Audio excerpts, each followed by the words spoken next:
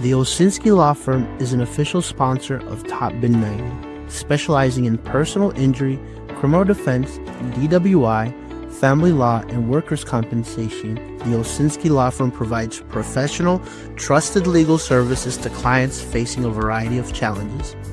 With a team of experienced attorneys dedicated to protecting your rights, the Olsinski Law Firm is the legal support you can count on. Hi, I'm Justin Olsinski, the founding partner of the Olsinski Law Firm.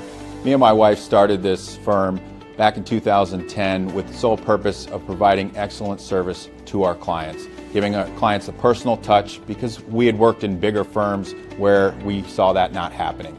We handle criminal defense matters, civil personal injury, wrongful death, workers' comp, and family law matters. We have a team of attorneys that care about the outcome of your case, and we will fight to make sure that you get the justice you deserve.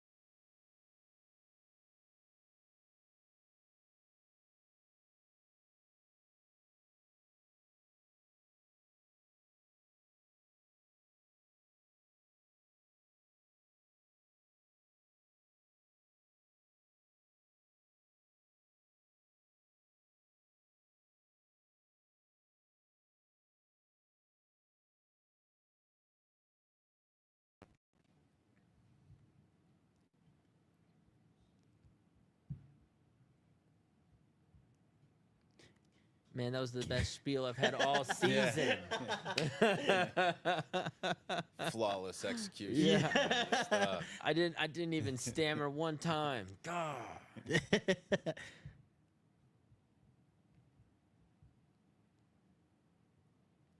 Can you guys, you still can't hear us? Yeah, that's like the main comment I'm getting. It's actually All right, let us know if, can you guys put a thumbs up in the comment section if you can hear us? Okay, awesome. Kind of like Charlotte FC started last night. yeah. A little slow. Yeah. All right, cool. We'll start all over then, right? And so obviously episode 24 of the Top Bin 90 podcast. You know, my co-host Brian, and we also have Mr. Justin Olsinski. I'm gonna have you kind of Introduce myself again. We'll just keep doing that every 2 minutes. My name's Justin Olsinski. I'm an attorney here in the Charlotte area. I do criminal defense. I have a law firm here. I'm proud to be a sponsor of Top Bin. Been following you guys since the beginning. I've been a supporter of Charlotte FC since the beginning, season ticket holder. Just love watching him play, and was really happy David Tepper brought him here. Yeah, we're excited too, and so as you guys saw at the beginning, they're one of our official sponsors for this year, and so we're excited to have you on, just to get your soccer takes on as well, and unfortunately, you are an Everton fan, so we'll kind of let it slide, It's nice to jump on a winner, but I support team through the ups and downs, even when they're mostly downs. Nice, love it. Okay, awesome. So let's so what we were talking about before everybody couldn't hear us, and now they can. We were talking a little bit about the news of Wilfried Zaha not being able to play yesterday, and so we kind of broke that, and then I had Brian he gave the best analysis on that. I don't know if he'll be able to repeat it, but we'll hear him now. Yeah. If only Charlotte FC could have the do-over like I'm getting right now, then we might be talking about a different game. But yeah, it was. I mean, I would say when we broke the news about Wilfried Zaha, I really feel like at that point I was thinking a draw would be the best case scenario with how good Seattle are structurally, the reinforcements they brought in this past window. Even with a midweek CCC matchup, the travel that's required for that tournament is difficult for good teams to start out. We saw when Seattle, last time they made a deep run in CCC and won it, they didn't even make the playoffs. So we know how difficult that tournament is. But even then, just how much more depth and rotation options they have available, I felt like this was going to be a difficult game with Wilfried Zaha. So without him, I just felt like this was going to be a tricky situation, and it seemed like the whole team kind of fell into that trap mentally, and that's what it looked like on the field to me. Nice. Yeah, I mean, we got so much to say, but I kind of want to wait. Yeah. And so, but first, let's go and take a look at what Dean Smith's first starting 11 was for Charlotte FC heading into this match, right? Obviously, like you mentioned, Wilfried Zaha we couldn't count on, but the starting 11, just so we can repeat it, Christian Kalina, right? Tim Ream, Privet, Malanda, Nathan Byrne. You had Williamson in with Ashley Westwood, BL playing the 10. And then up top, you had Abada, Patrick Ajiman. And obviously, we couldn't count on Zaha, but we did have Kerwin Vargas. So, Justin, when we're looking at this lineup, that's a pretty strong lineup outside of not having Zaha. So, I guess from a standpoint of what we could actually field on the 11, it looked like a pretty good lineup going in. Yeah, I mean, it looked like the best lineup we could put forward. It was always going to be interesting to see how things transpire with Beal playing more of a center attacking mid role than he was last year, and kind of a winger flex out there. But yeah, I mean, the only issue I saw, or the only thing I thought of, was Williamson starting over Bronico. Just from a pure energy level, Bronico brings it every night, and that was the only thing I saw. But I'm not that familiar with Williamson to know his game fully, so. Yeah. So yeah, Brent Bronico, who also had 3 goals this preseason, which was really interesting. Brian, talk to me about the first, I guess, 30 minutes of this match. Because when we were looking at, one of the things that Dean Smith and Ashley Westwood mentioned was, hey, we got to be better on the ball and we got to hold possession. Yeah. And I didn't see any of that for most of this match. No, I mean, that was going to be my first point, because that was one of the main reasons to bring Williamson in, was ball progression. That's what he was going to provide, and I think that's why he was in there over Bronico. That and the experience, right? He's been in that stadium in Lumen Field many, many times. He's actually, that was one of his stats that he dropped when he first came to Charlotte, was that he'd never lost in Seattle. Yeah. Still hasn't lost in Seattle. But I mean, at the same time, I really expected him to be the one that kind of shows out. And when I was talking to Ari midweek, when I was on Under the Lights with them, that is a Seattle show, he mentioned also how good that signing was. He was really impressed by us making that move and getting him at the value we did because of how impressive of a player he is. And I was very underwhelmed by I don't feel like he was a difference maker at all. The other player I would shout out, and I texted or posted this in Twitter before the game started, was Abada.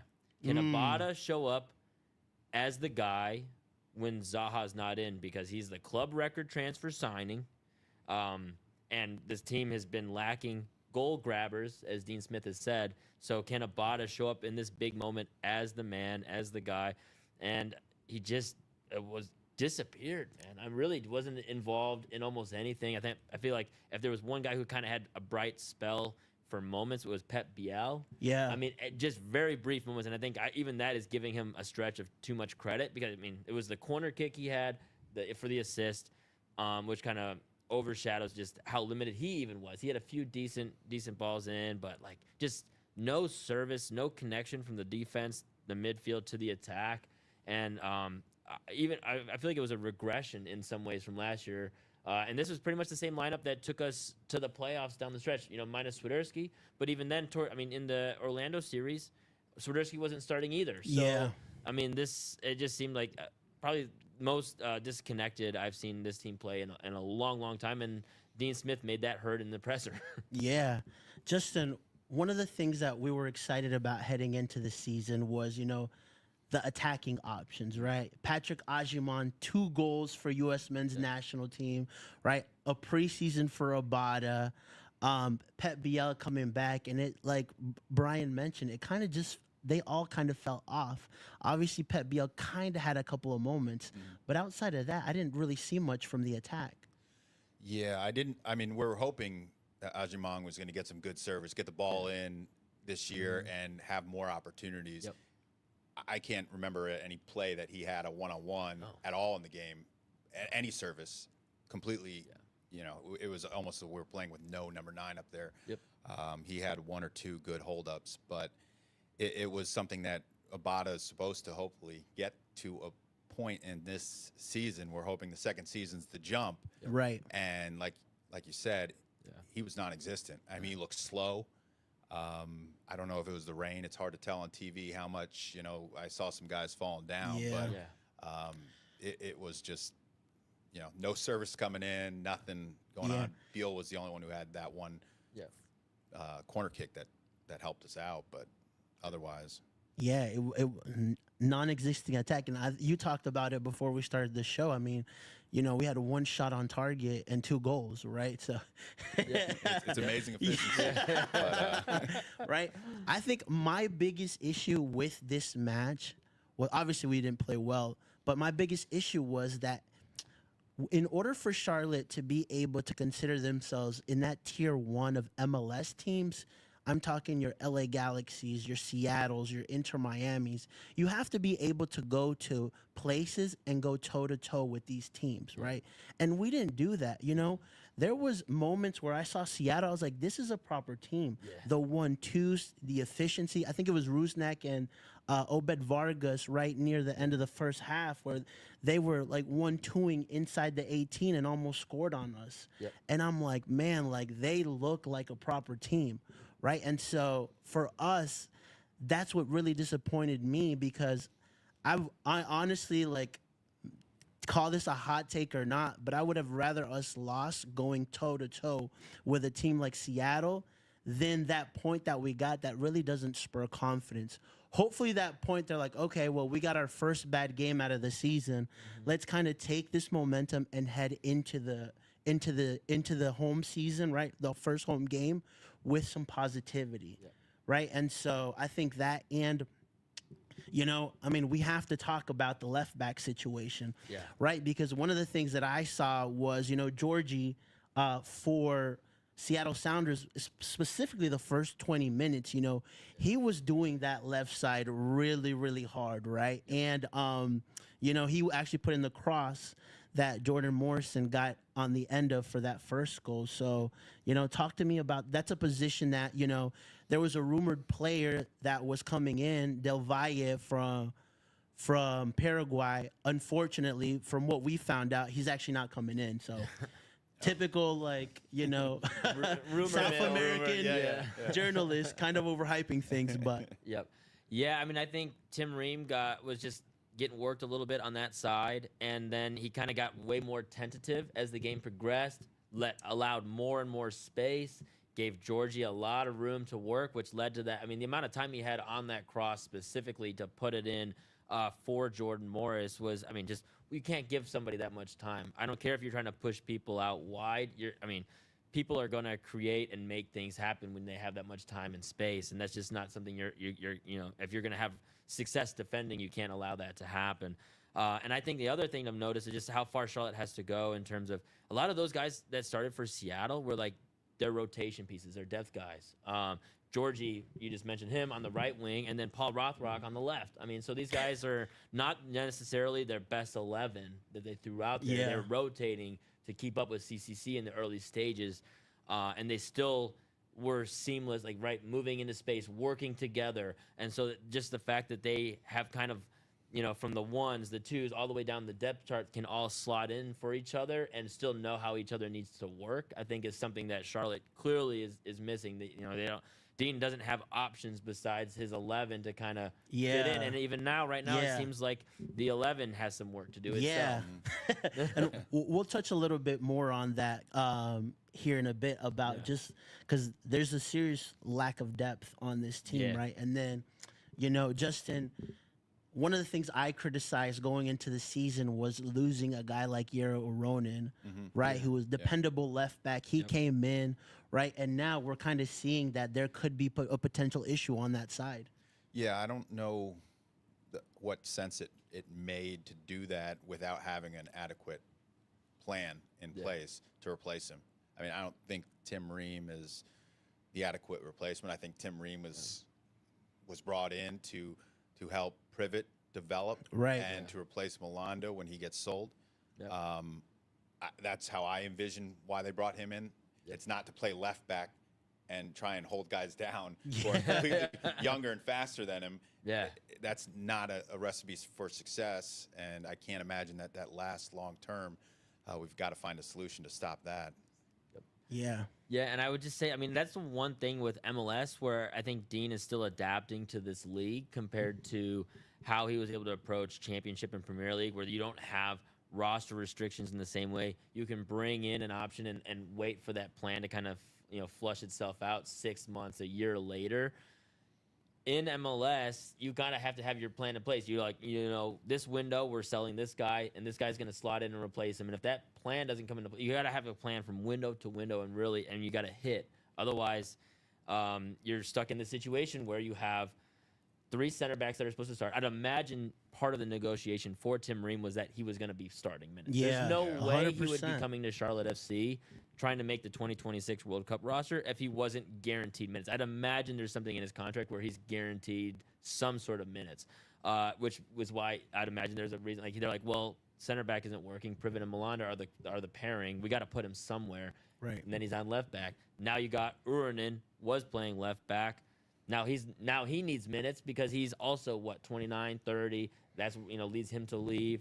João Pedro's out on loan. He's a young player coming up. It also looks like Yuri Tavares is looking for minutes, right? He's healthy scratch. So there's an issue there, right? We haven't gotten into that yet, but it seems like the plan really hasn't formed and completely gotten into place because there's healthy young players, veteran players also who are supposed to have a spot on this team that look like they're a little disgruntled with how things have gone and have led to transfers out maybe earlier than they were supposed to and different things like that. So I'd like to see the structure and the plan kind of be a little bit more formulated and in place. And I think part of that does fall on Dean because Dean, when he first came here, was like, I want a left-footed center back. That was like one of his first needs that he asked about last February and March. And so for that to be one of his needs when you already had a center back pairing and then the guy you bring in is Tim Ream, who is as a starter in MLS. You add a third one, it kind of leads to this situation. So it's kind of something that was brought on themselves a little bit. Yeah. Well, can I jump in here? Yeah, go for it. Because remembering last year, I think they brought in Tim Ream. To start. Yep. With Melanda. Yep. And when those two paired together and it didn't work, we were considerably worse on defense. Yep.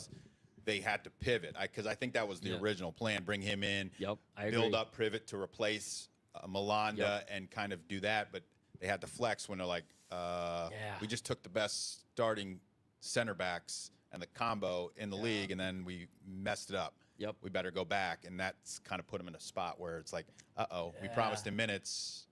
Yep. Yeah. And you just don't have that kind of freedom to make those decisions in MLS when you have a center back pairing that's working, like Privet and Melanda were up until that move was made. Yeah. I mean, they had, 5 straight clean sheets at one point? Yeah. So, like, in MLS, when you have something that's broke, you can't, or not broke, you can't afford to, like, break it and refix it. You just don't have the time. Yeah. And it's not like another league where you can kind of constantly be readjusting and kind of messing around and doing things like that. In MLS, is the structure really sets you up to, like, you just have to be a little bit more on it and quick with those kind of decisions. And experimental, isn't really a part of MLS structure. For sure. All right, let's take a listen to Dean Smith and Adilson Malanda, right? Because he kind of went off on that presser. Oh, yeah. Right. It was the And hottest so- presser I've seen. Yeah, and one of the things I really love about Dean Smith is just his authenticity. Yep. Right. So like he's gonna tell you how it is, and I appreciate that a lot. And so let's take a listen. I said to the players, I take no satisfaction out of even just getting a point today. The performance was nowhere near our levels. They were a better team. They deserved to win. But it was a poor night. I thought they ran harder than us. And we're lucky to come away with a point today. I mean, for me, Patrick's got to be better tonight. His hold-up play, he's got to get a hold of the ball better. He's got to make better runs. But the service wasn't right to him as well. But it was just the fact, without the ball, I don't think we ran hard enough today. There wasn't enough high-speed running.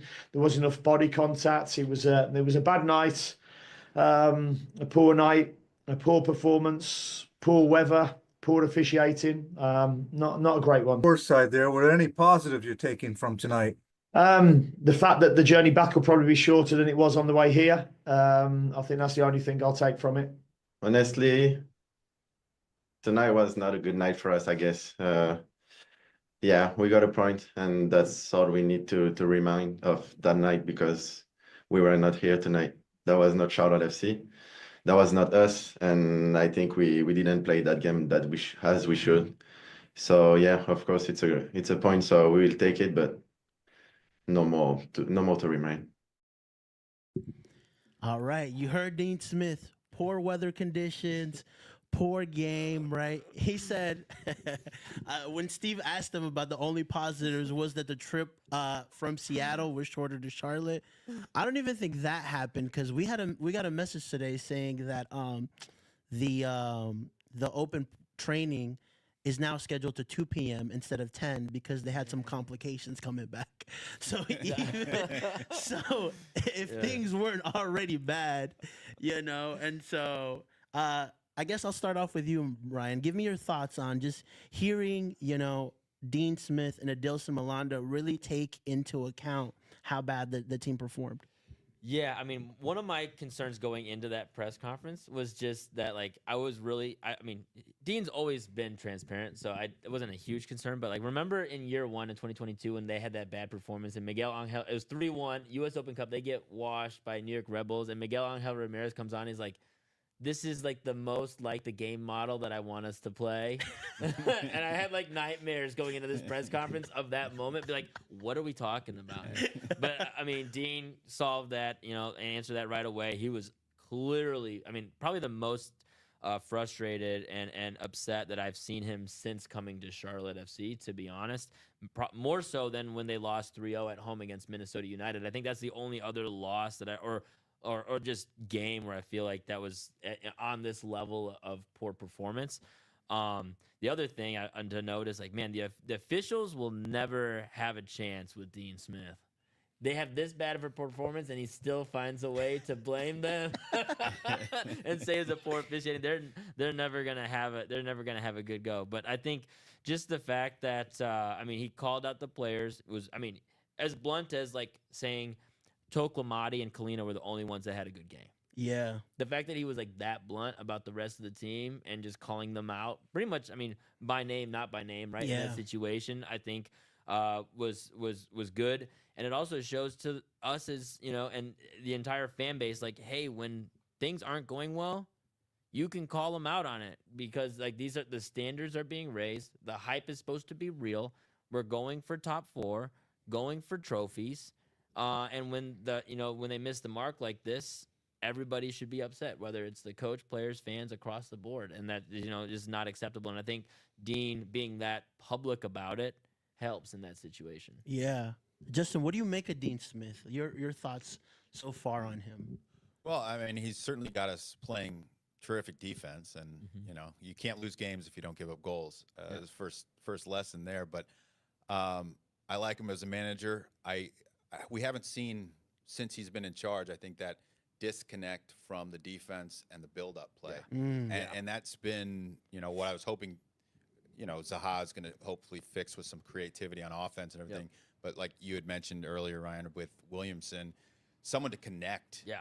I mean, you're watching two separate teams playing on the field night in and night out, and that became a pretty big problem last year when you were watching some of those games that just developed, and you're like, we can't get the ball up there without playing direct, and you can't win games consistently on direct through balls to Ajimang, hoping he's going to pull it out. Yeah, and they couldn't even do that this last. That was the other thing. They usually at least throw Ajimang a couple like aimless 50-50 balls that he can kind of run down. Yeah. They didn't even just punt it long really that often. I don't feel like he was really chasing the ball down and winning a 50-50 really at all. So it was like, that was what was really concerning to me. Like, man, they can't even just aimlessly punt it towards him. Yeah. And I think that he mentioned that in the press conference too. Like you said, like he kind of went in a little bit on Patrick Ajimang. He said his hold of play wasn't great, and to be fair, the first goal that Seattle scored came off of a bad first touch that he had. Right. And so what I do like about seeing what Adilson Malanda and Dean Smith, how heavy they were to criticize, is that they understand that the standard has been set for this team, right? And so if they want to be considered a top 4 team in the East, right, one of the top teams in MLS, the criticism they're going to get from the fan base, from the pundits, from everybody else is going to be higher, right? And that's why I started the show off talking about that, right? Like, we need to see you guys play at an optimal level against the best teams in MLS. Whether you win or lose is a different story, right? And so, and then the second part is I'll kind of transition, is talking about a little bit on the lack of depth, that we had, right? When you looked at our bench, right? No Zaha, right? So Vargas starts. I mean, there was not really, I mean, you've got Tiger and Toklomati, right, as options, Brant Bronico. Then you look at Seattle Sounders, right? They have De La Vega didn't start, you have, Jesus Ferreira on the bench, right? Paul Arriola, jokingly, I think on Soccer Wise, they mentioned that Seattle Sounders was building the 2019 U.S. men's national team Gold Cup squad, right? And so I'll start off with you, Brian. Talk to me about just the lack of depth that's so glaring. Yeah, I think they just don't have a true second team. And I think that was one thing that a lot of fans, us included, were kind of hyped on. It was like, it felt like the best 11 going into this season was there. We kind of knew what the lineup was going to be. Maybe the first time so far in Charlotte FC history going into a season, full locked in 11 that's going to be like the 11 for the team, more or less, set in place. Williamson and Bronico, that debate will probably continue for a lot of, sure. But like besides that, the 11's kind of set, which has taken 4 years to do that. But now it's like, okay, what happens, with that next piece that, because the best teams in MLS have the 13th guy, have the 14th guy, have the 15th guy. That's right. Orlando had 3 strikers they were able to throw at us during the playoffs last year. LA Galaxy have multiple weapons, not only the DPs that are starting, but they have a rotation that they can bring in and multiple options to bring in, whether it's Marco Royce and others.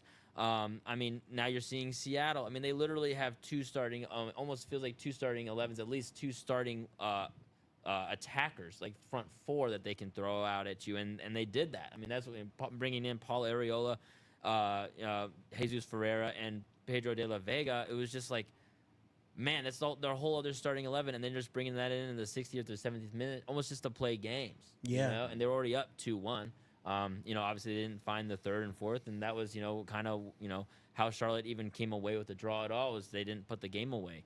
But I think that's just, And they have, and see, here's the thing: Charlotte FC have the roster spots to do it now because they have 2 open spots. Dean Smith mentioned looking for another center forward, looking for another left back.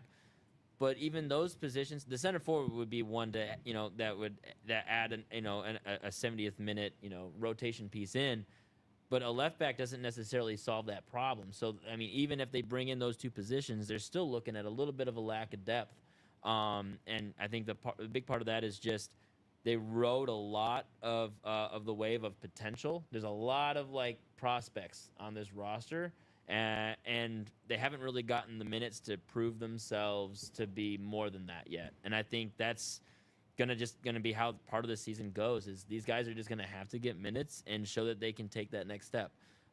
The one other side note to that is Zaha has to be the guy that can make other players better, right? So that's another thing that Seattle has. Whether it's João Pedro, who's not getting the same minutes he used to be, right? He didn't even come in. No, right? Oh, João Paulo, I'm sorry. But like and then you're talking about like Rusnak, even Jordan Morris, Christian Roldan.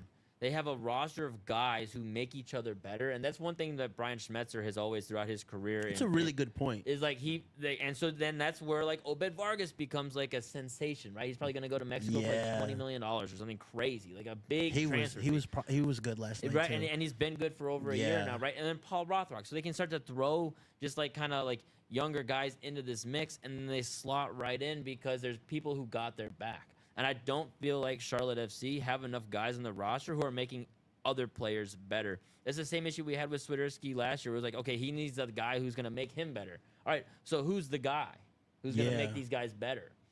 So we could keep, a good point. We could keep rotating the prospects, rotating, Ajiman out or another guy out. But at some point, there's got to be a guy who's going to actually help these guys raise their own level and give them, that extra boost, right, to make it happen for themselves. Because I mean, at the end of the day, it comes down to environment. You could put the most talented player in a bad environment, and it's not going to happen. But if you put even an average or slightly above average player in a great environment, all of a sudden they can shine at a different level. And I think that's what teams like Seattle have proven to be able to do year in and year out, and that's why they can sustain success in this league. 100%.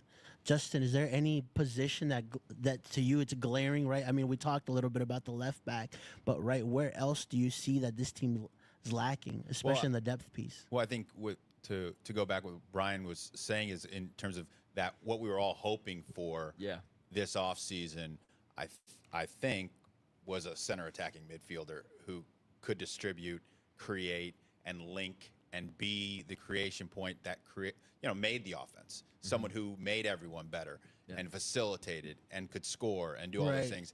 And we just swung and missed. We didn't get that. Now we've got Zaha. We're hoping that he's going to be that solution.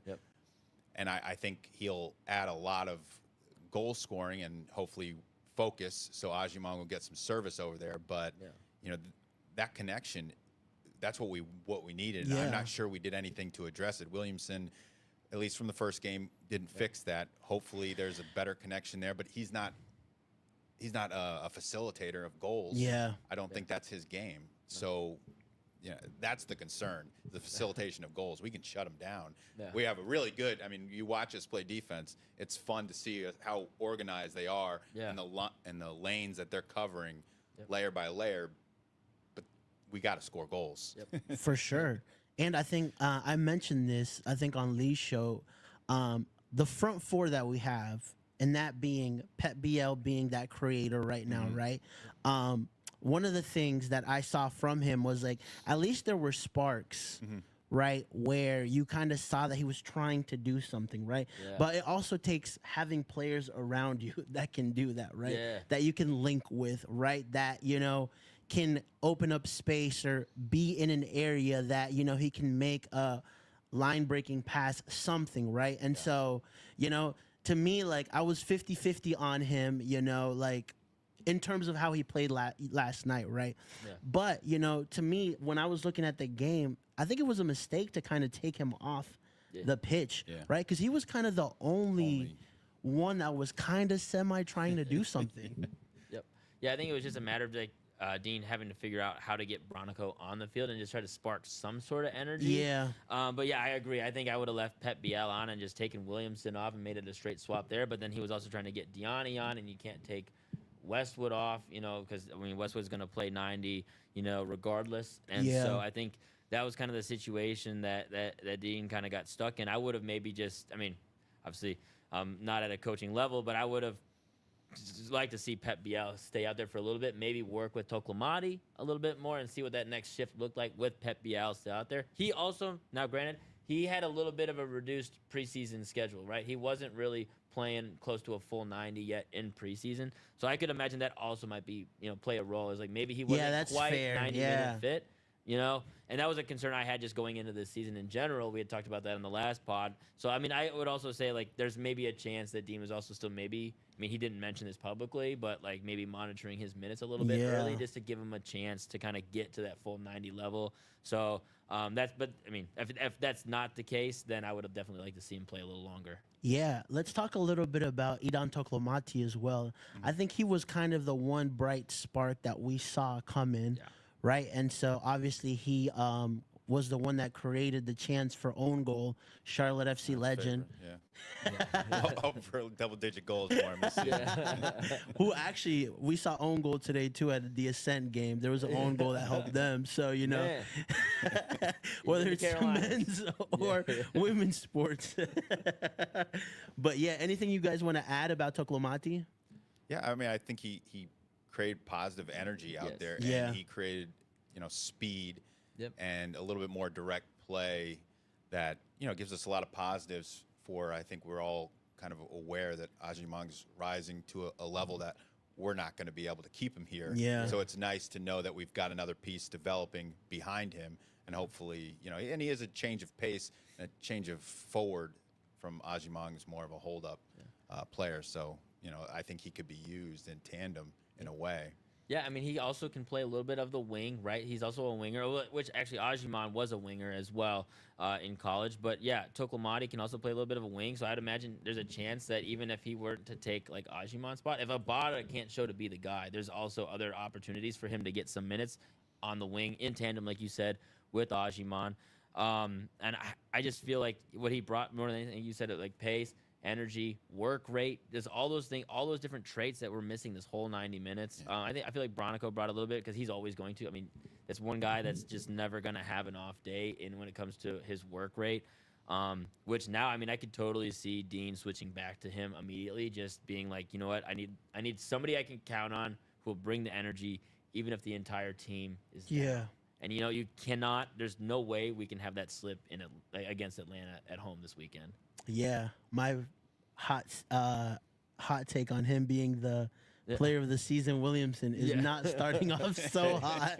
Neither is mine with Andrew Privet, so it's all good. Yeah, nice. 0 for 2. Well, obviously the team didn't play well, but I mean, I guess if you have to take a look at things, going to Seattle without Zaha and getting a point is not a bad way to start off the season. No, I mean, getting a point on the road, I think we've shown time and time again that we really show up at home. I mean, it's a different environment. We got the fan support, and the team shows a different energy level at home. Yeah. But I think to rise to that level, to be a top 4 team, you've got to take that energy on the road 100%. and show up. Now, this is a result. First game of the season, you give it, you don't want to put too much on a first game of the season while some of these guys aren't in full shape, but that's the positive. I mean, you can get a point from a tough team on the road. Yeah, so. For sure. And then one last point on this game that somebody just made me think of in the comments section was, I think we talked a little bit about Patrick Ajiman, kind of playing a little bit of a gamble too with, if what he's looking to do this season, like, do you sign a contract now, or do you wait and actually perform, right, to see if you either get sold or get more money, right? If we have more games like this, right, then his stock could potentially go down. So that's just something to be wary of him. If I'm him, because like I mentioned, I think on Lee's show, was like our front 4, everybody has something to prove. Yeah. Patrick Ajiman has to prove that he could be the 9 that we've been asking for, right? Liel Abada has to prove that he's a top DP player. You know, Zaha has to prove that, you know, he can be a talisman player for Charlotte FC. And Pep Biel only has till August, so he's got to prove that he can stay here longer, right? So, anything you want to add to that? No, I think Nice, that wraps it up pretty perfect. good. All right, well, no, I'm just kidding. Yeah. All right. So moving on, let's talk a little bit about, you know, Atlanta United, right? And, you know, first of all, I'm excited that we are finally having a home match again. It's always, that first match is always very, very exciting, right? Yeah. I'm not too happy that it's at 2 o'clock. Like, I don't mind a 2 o'clock game, but not to start off the season. It needs to be 7 o'clock, 60,000+ people, a little bit cold. The atmosphere is great, right? And so we'll see how it goes, right? But that's one thing that, like, I really love the pulse that I'm getting from the city. Justin, I don't know if you feel this too, of how much more soccer fandom there is, especially with us having like a team that like is actually doing. I know we just ripped on the team for the last 30 minutes, but a team that did well last season. Yeah, I mean, I go and pretty much spend all my weekend watching soccer with my kids, traveling around. I mean, I think everyone, no matter what, you see Charlotte FC stuff all over the place, and I think it brings the community together, and especially having a team that starts out here so recently, soccer really just developing and growing in the city, so it does bring people together that way. I'd be interested. Hopefully, we can get. I like all the games where they open up the top, and see how many people we can get, because I think Atlanta did pretty well this weekend. 65,000. Yeah, 65. See how much we can go. 2 o'clock game. I don't know if that makes it more likely or less likely. Yeah, I think you can look at it different ways, right? Because like if you have a family, I guess you're more prone to go at 2 o'clock, right, versus 7 o'clock. 100%. Yeah, I bring my 7 and 9-year-old to the game. So, I mean, at 2 o'clock, I'm like, oh, nice. It's not a 7 o'clock game. I'm not going to deal with that meltdown on the car ride home. But yes, me too. That's the same thing. Yeah, that's what I said. Like, I know more people have asked for like more earlier games, and I'm like, I don't mind them at all, right? Because that makes our job easier too. We're not getting out of the stadium at like 12 o'clock at night, right? Yeah. And so, but like, I just think the first match to me, it's got to be special at night, you know? But anyways, that's neither here or there, right? We are going to play this weekend at 2 o'clock against a newly revamped Atlanta United, right? Yes. 22 million on a Starbucks order number. And I'm just kidding. New striker, Lati Loth, right? Obviously, we were linked with Miguel Almiron for 6 months. Ended up going to Atlanta, right? We got Zaha. We'll see which one, you know, pays more dividends at the end, right? And so just looking at Atlanta, I caught some of their game, right? Obviously, their new striker, 2 goals yesterday. So going forward, they look pretty good. Yeah. Defensively, though, they look very leaky. Yeah, for sure. They also, granted, they had both their fullbacks. Their starting fullbacks were not in their game on Saturday. Now, granted, they're attacking-minded fullbacks, so they're not going to like just lock down defensively either. But that is one point to mention there. They're super dangerous, I think, in an attack. I was surprised how quickly. I mean, I think even like Tom Bogert on Soccer Wise was mentioning that like maybe Latte Loth will take a minute to get into his groove, but he's got other guys there in support, like Almiron coming back, who's going to be comfortable in this league because of how much success he's already had. Miranchuk having a little bit more time under his belt. Saba, who's been with Atlanta for a couple of years now. So there was. Tom made it sound like Latte Loth was going to be able to kind of like comfortably like work his way in, and he hit the ground running. It was like running. And his pace is incredible. His ability on the ball around the box. I mean, you could just tell the whole stadium was erupting every time he got like a touch on the ball anywhere near the box. It was just like people were just all about it, and the energy was super high. And he delivered with two great goals. And so. And then on top of that, you see, like, I feel like Almiron hasn't really lost all that much pace at all. He looked super fast on Saturday. And I just feel like it's going to be that attacking end. Charlotte cannot get into a shootout with this team right now. Where things stand based on what we saw from Charlotte and what we're seeing from Atlanta. They're going to have to find a way to control the game a little bit better. Yeah. Justin, is it a little bit more special, you know, having a game like this against Atlanta United? I feel like the last 3 years, this is how it's gone. If we win at home, they win at home. If we lose at home, they lose at home, right? And so it's been a back and forth, right? a little bit more drama too with the Almiron stuff. The only one reason I would have wanted Almiron over Zaha was just to play him against Atlanta and hopefully he scored at the bank, right? But that's not going to happen now. But, is it more exciting having to play, a rival that's just so close to open up the season? As a fan watching, I prefer not to have this. This is a game we can get up for anytime we play them in the season. We're already going to get up. I would hope the team gets up for a home opener, regardless of who whoever we're playing. Yeah. So Atlanta, I'd rather save that for another day. Yep. Plus, it can kind of spoil your home opener in a bad way if they come in here with the new team. And I was looking forward to Almiron trying to play him at the center attacking midfielder. I was excited about that in terms of the distribution. But it's a concern with their offense and our aging defense here. For sure, right? I know Brian touched on, Latilas having 2 goals, right? I mean, what do you expect from Wilfried Zaha? Because I think potentially he'll be back for that game, right? And so I know his wife is either like on the verge of having her second child or she has had it by now. We don't know that information to the T, but what are you expecting from Wilfried Zaha in this opening match? I don't really put expectations. I know what he's up to because I've been an Everton supporter for 20 plus years. We've been trying to get him on Everton for a decade. For a decade, I'd look at transfer rumors like Zaha. Okay, maybe we can finally push this one over the line. So I'm very familiar with Wilfried Zaha in that regard. That's hilarious. But I think he's going to add a lot of service creativity, which is one thing that we really lack on the offensive front. That's the exciting part for me. Is that's how you break down defenses. You have some sort of creativity that forces them to adjust and then opens other people up. Now, if he's able to do those things and either score himself or distribute it, it changes the whole flow of the game. Hopefully, that's the optimist of what I'm looking forward to seeing him and just having a special talent on the ball and a creative producer can just change a whole game around. Yeah. And I think that's really one of those things that you miss in soccer.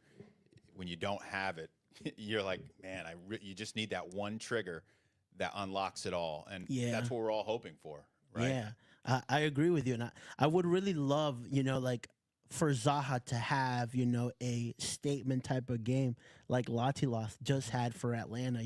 I think the team needs to bounce back in a very positive way, right? And 2, I think for Zaha, it would just confirm, right, like the expectations that are set for him, right? And so I think just having a proper game at the bank, opening weekend for Charlotte, home opener, right? Our star DP that we signed starts with 2 goals to start the season. I think that would be just a really great boost, not only for Charlotte, but for the team, for himself as well, who he needs to find the best version of himself back. And this is an opportunity for that. Yeah, and I just pulled up Matthew Edwards. So I mentioned the 2 fullbacks for Atlanta were also both out this last weekend. So if Matthew Edwards is the right back again who goes, he's only had 6 appearances in his career for Atlanta. He was on Atlanta 2 before that. So he's only had 6 first team appearances in his career. There's not going to be if he goes again this weekend as the starter, Zaha's not going to have a better matchup this whole season in terms of experience. So if this isn't so for me, even if Brooks Lennon is back, he's also getting his feet wet. First game back, he wasn't there for the opener. So I do have some expectations on Zaha. Especially when you see some of the other debutants this past weekend. Clearly, the money is being spent better and better year after year in MLS.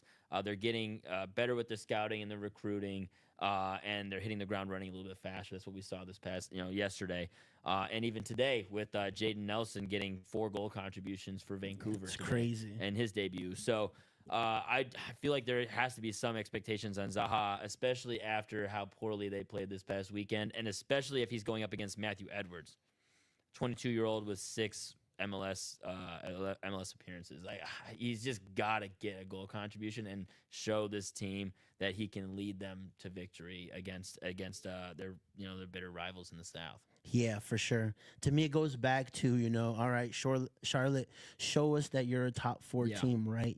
Go to the bank, be Yep. dominant, right? Obviously, if Atlanta will have chances, that'll happen. Yep. But I need to see more things that we can pull from a positive perspective than what we just saw in Seattle, right? Yes.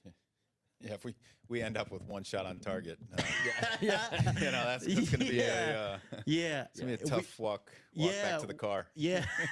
Well, we finally broke that barrier of not starting a home opener without goals last season, Yeah. right? So hopefully this year we really unlock and score more than one. And get goals from an attacker Yeah. in a home opener. For real, That's- yeah. we're Melanda scored moving the up last the yeah. field. Yeah, nice. Awesome. Let's take some score predictions real quickly. I'll start off with you, Justin.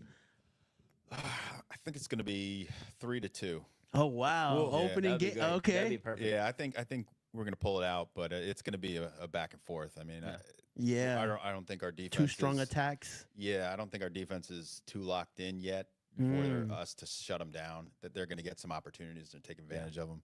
Hopefully, we'll be able to do the same. Is Zaha one of those 3 goal scorers for you or no? Yeah, I think he'll score. I think he'll get an assist. Nice. Okay. Nice. Brian? Yeah, I'm going to go 2-1. I think Charlotte FC need to be able to establish some more control. I'm definitely concerned if this game gets really open. I feel like when I was watching Atlanta versus Montreal, that game was up and down the field, back and forth, and it just seemed like the amount of pace that Atlanta has, the amount of options they have in the attack. They just had they could have probably had 5 or 6 because they missed like the final runner multiple times down the middle. And as they continue to mesh this year, they're going to start hitting those. Yeah. So I don't think Charlotte can afford to get into a super opened up game. Yeah. Because Looking the other way too, like we kind of have that with the pace with Zaha, Patrick Yeah. Ajiman, Abada as well. Yeah. So and so it'll be like you said, it'll be interesting if it becomes open. Yeah, it's gonna be it's gonna be a very dangerous game. Yeah, I think that's what my concerns are. I'm hoping 2-1 Charlotte, a little bit more control, still get some goals, but try to like really establish a little bit more control midfield, off the ball and on the ball. Nice, awesome. I'm gonna go for a 2-0. Nice. So I think we'll see a That'd be Zaha huge. goal. Yeah. And so to start off, his MLS campaign, and then I'm gonna go for a Westwood banger. Nice. And so he has a couple of those still in his locker room. So I think we'll see it this weekend. Is there any other games, just like talking a little bit here before we end the show, that like got you guys interested or anything like that? Because there was a lot of good MLS games.